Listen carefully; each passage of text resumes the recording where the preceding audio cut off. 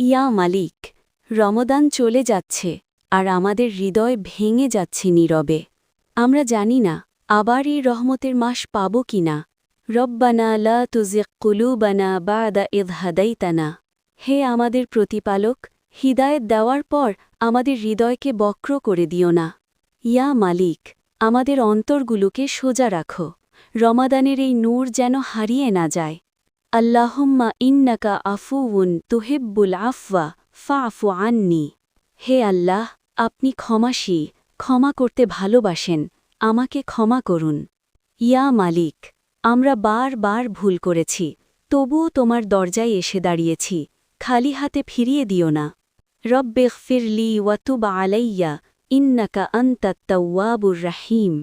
হে আমার রব, আমাকে ক্ষমা করুন এবং আমার তওবা কবুল করুন। ইয়া মালিক, এই চোখের পানি, এই ভাঙা মন, সব কিছু তোমার কাছে সোপর্দ করলাম।